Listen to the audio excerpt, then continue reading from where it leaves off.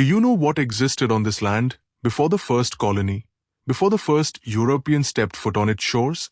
Before the name America was ever whispered, there were civilizations, entire nations, thriving with wisdom, structure, art, astronomy, and diplomacy. This land was not empty. It was alive. Picture the mighty Mississippi River winding like a silver serpent across the continent, and on its eastern banks, a great city rises, Cahokia. It is the year 1100 AD, and this metropolis bustles with more than 20,000 people, larger than London at the time. Great earthen mounds pierce the skyline, constructed by hand, used for ceremonies, governance, and burials.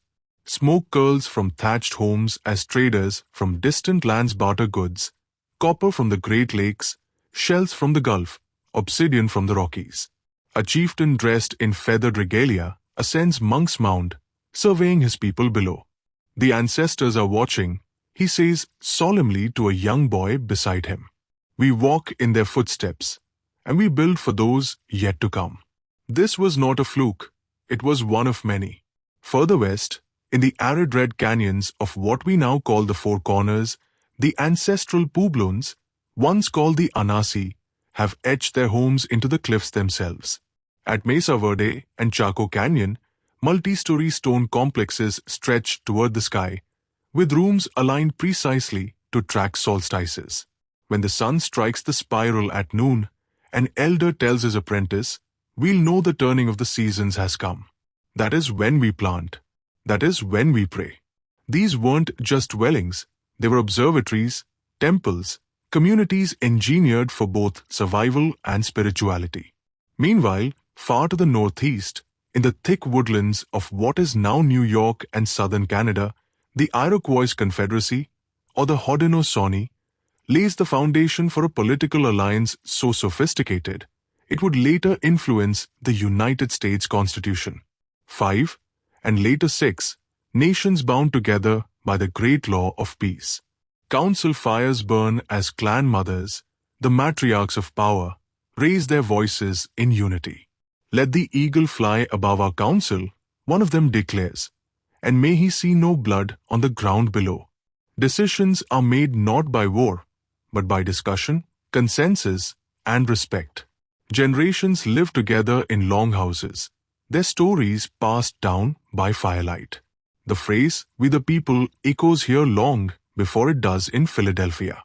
Further still, across the Great Plains, the Lakota, Comanche, and Cheyenne live in harmony with the land. Herds of buffalo stampede across the grasslands, providing food, tools, shelter, and ceremony. A warrior returns from the hunt, face painted in sacred patterns, greeted by a child who asks, "Grandfather, how did you speak to the buffalo?" And the old man smiles, kneeling.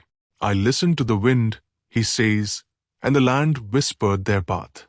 In the Pacific Northwest, thick cedar forests conceal the great totem poles of the Tlingit and Haida, carved monuments to ancestors and animal spirits. Potlatch ceremonies fill the villages with song and generosity, where status is earned not by what you keep, but by what you give away. A young girl watches her father give away his finest blanket and asks, "Why do we give so much?" He kneels beside her and replies, "Because true wealth is in the strength of your people." And in the frozen north, under the shimmering auroras, the Inuit carve their lives from snow, ice, and sea. Their sleds glide across the tundra, harpoons strike with precision, and elders teach survival not as a skill, but as a sacred tradition. "Respect the seal," an old hunter says, "for it gives its life so that we may live."